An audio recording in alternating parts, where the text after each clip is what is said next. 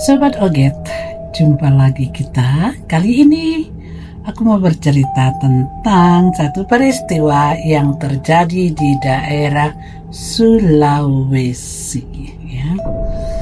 Cerita ini tidak kualami secara langsung, hanya saja diceritakan oleh yang mengalami secara langsung. Nah, kira-kira ada nggak yang bisa menebak cerita di Sulawesi, ya, tentang satu daerah, ya, satu daerah yang banyak mengandung misteri. Oke, tidak berlama-lama, tidak main tebak-tebakan, saya Oget akan bercerita, bukan rekayasa, tetapi ini adalah fakta. Satu kali satu keluarga bepergian menggunakan mobil, ya, menggunakan mobil, dan mereka bepergian itu dari satu daerah ke daerah yang lain itu memerlukan waktu yang cukup lama, ya, sehingga mereka harus melewati siang, sore, malam, tengah malam.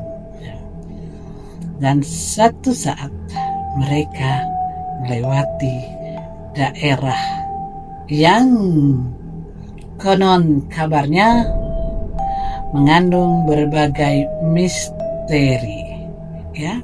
Nah, saya belum mau sebutkan namanya.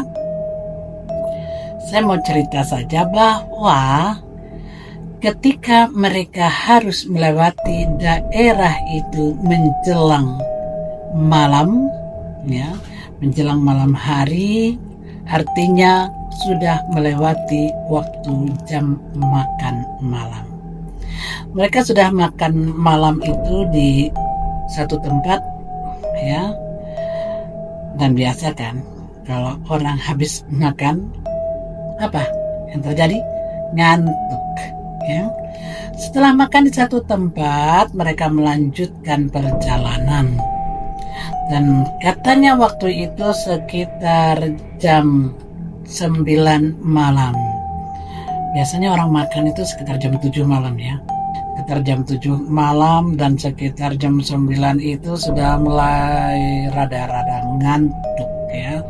Dan itu bahaya memang untuk sopir, ya, untuk yang menyetir, dan orang-orang di sekitarnya harus memberi support, ya, supaya tidak mengantuk dan tidak terjadi sesuatu yang tidak diinginkan. Banyak kata tidaknya, ya, nggak apa-apa, ya.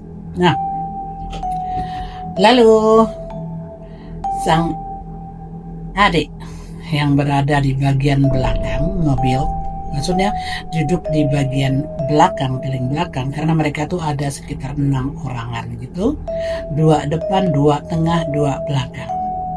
Dan ini sangat memperhatikan sang kakak yang saat itu sedang menyetir. Lalu dia bilang begini, udah mulai ngantuk kan semua, mampir yuk, ya, kita ngopi-ngopi dulu deh, katanya, supaya nggak ngantuk. Terus si kakak bilang, oke deh, nanti kalau kita ketemu dengan warung kopi, kita mampir, katanya si kakak, kan, ya.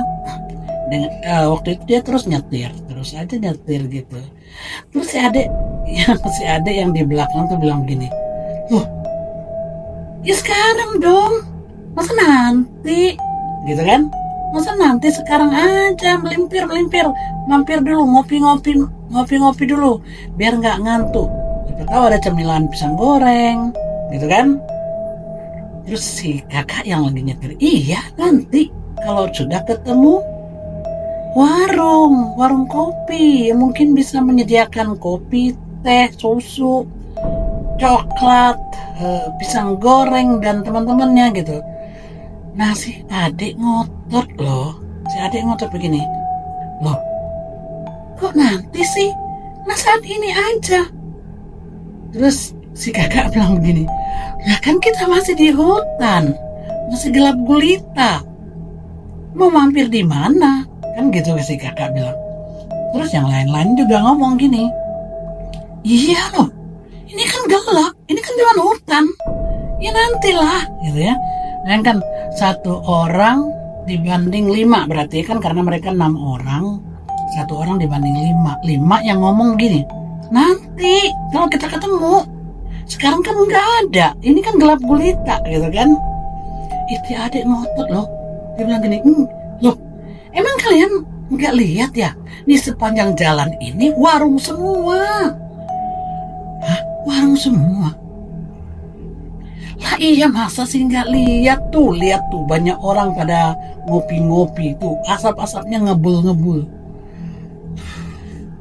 Asapnya ngebul dari mana coba ya? Asapnya ngebul katanya gitu kan. Terus si kakak bilang, dek maaf ya, yang aku lihat ini hutan semua, gelap pula, pohon-pohon semua ini, nggak ada satupun warung. Oh, si adik ngotot dong. Biasa kan, adik kan biasa gitu ngotot, merasa seolah-olah suaranya atau kata-katanya nggak dipercaya gitu. Dia ngotot, kak, emang kalian semua nggak tahu ya? Emang kalian semua nggak bisa lihat? Kalian semua pada ketiduran, ya? Ngantuk sampai nggak bisa lihat warung banyak banget di sepanjang jalan ini gitu.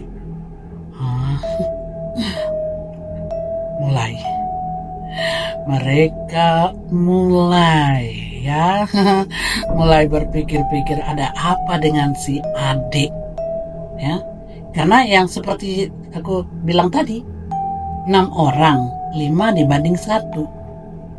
5 bilang itu hutan semua, tapi si adik ngotot itu ada banyak warung pinggir jalan, lampunya terang menderang. Nah, lo lampu terang menderang dari mana? Udah mulai riuh dong, riuh rendah ya, ribut-ribut kecil di dalam mobil. Gak ada, ayo kak, terus kak gitu. Nyetir aja dengan tenang kak ya, jangan dengerin ocehan si adik gitu kan. Mulai dong si adik marah ya, si adik marah-marah bilang, gimana sih, kok semuanya nggak percaya sama aku ya? Mentang-mentang aku kecil, mulai mentang-mentang aku masih muda ya, nggak dipercaya sama kalian.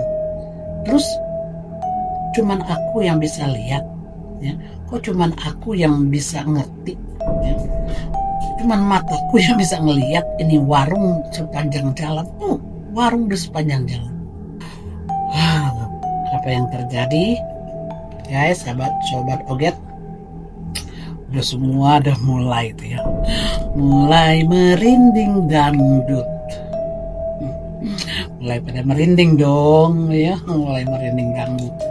Semua pada berdoa, mari kita berdoa kak, jalan terus kita berdoa. Semua ramai berdoa ya, 4 berdoa, 1 nyetir, 4 berdoa supaya si adik ini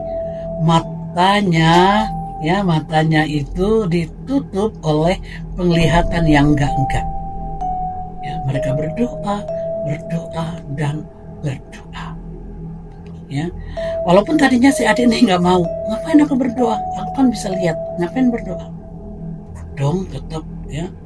Yang ya sudah, 4 berdoa, mendoakan si adik, mendoakan keselamatan mereka, mendoakan perjalanan mereka. Dan ketika mereka sudah berdoa, amin ya, ditutup dengan amin, maka si adik langsung kaget, karena yang tadinya dia melihat warung-warung itu semuanya lenyap ya. Dia lihat ke belakang lagi, tadi ada warung lewat kok, waktu berdoa masih ada warung yang lewat, dia masih melihat warung katanya.